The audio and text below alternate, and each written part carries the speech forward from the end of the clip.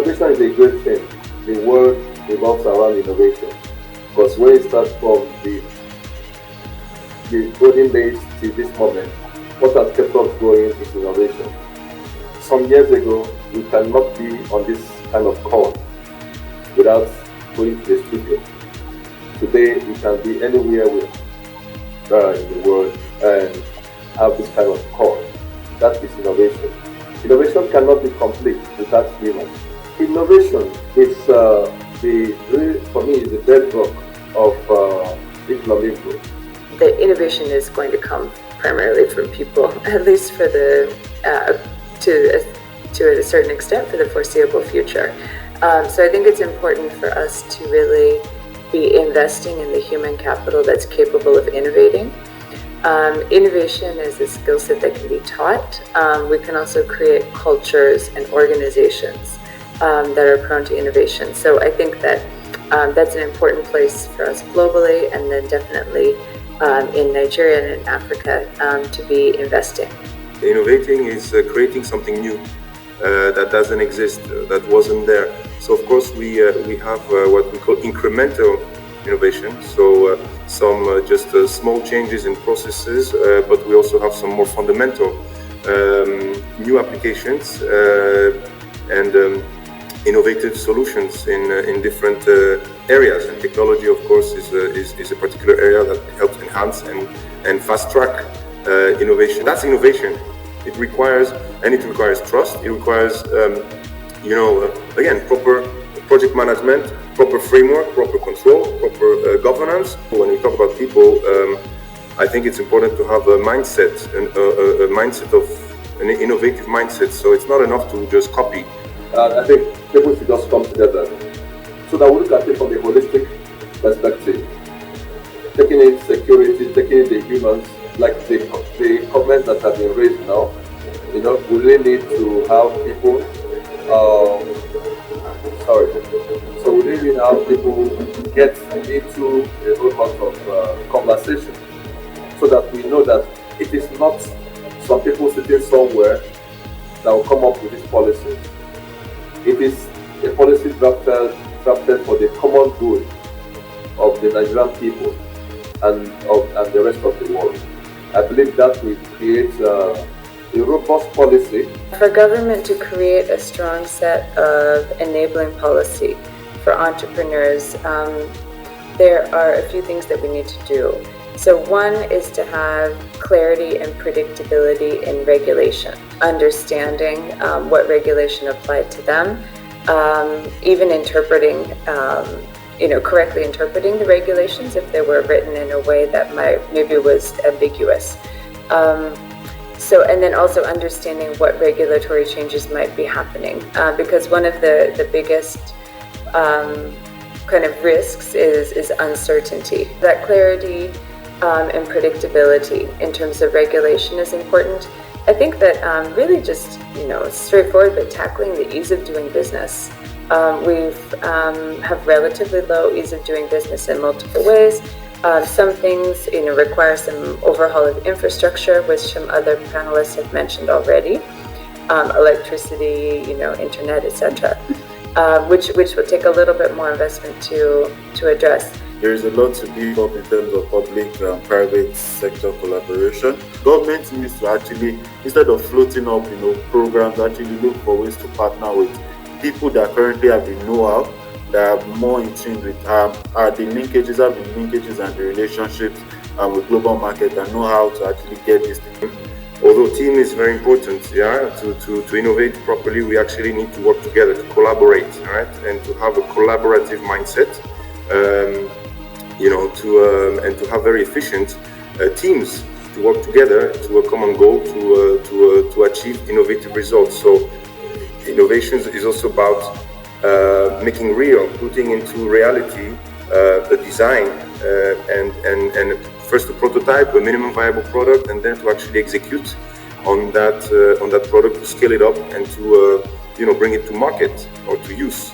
In whichever field it is done. So what is key is not just the people, but of course, again, proper processes, project management processes, testing processes, and adherence, very, so that people adherence to those quite precise processes. These superpowers are putting tremendous money in research and development. These are really extreme, huge amounts of cash that are actually, and time and resources, human capital and financial capital invested in research and development. We don't really have that here, so we have to be more creative, more innovative again, and agile.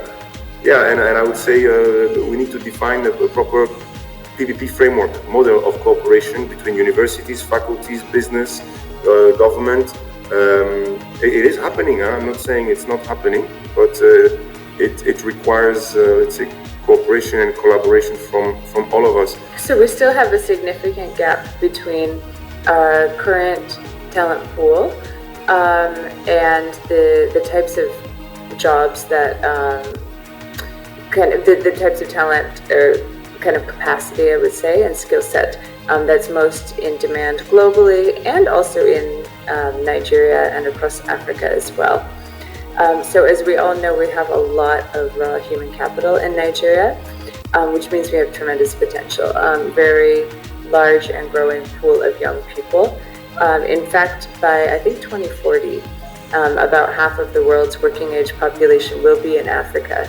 And we know that Nigeria is the largest economy or largest country by population in Africa.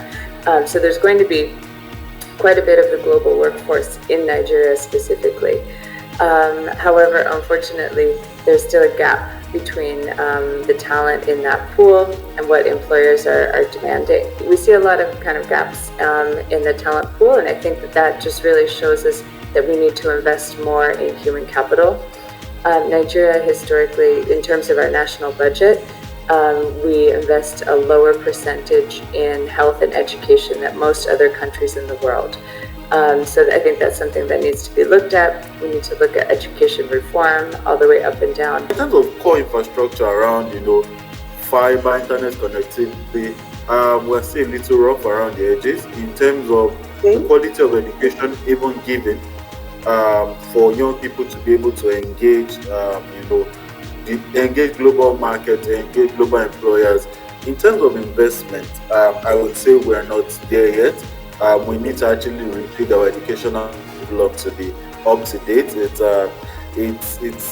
sad that a lot of people go through universities and most of them learn how to code on black and white board. I think that the question is not so much the capacity of the tool of artificial intelligence as much as how kind of our capacity is in society to agree on sort of principles around how artificial intelligence should or should not be employed, what guardrails we may need to set up with regards to AI, and then how we're going to kind of work together to create those guardrails. Unfortunately, I think that sometimes it can be a lot easier to just build technology than it is to organize nations and groups of people around a concept and kind of proceed with regulation or governance. But it's something that just has to be done. AI is a multiplier.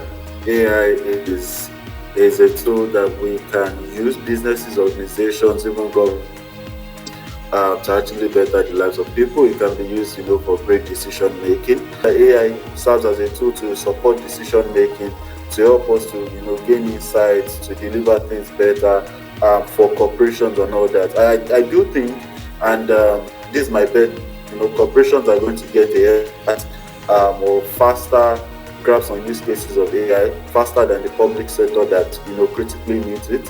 And these issues around data privacy, data governance, interoperability of data is what we, from the public sector, should actually look at to make life easier.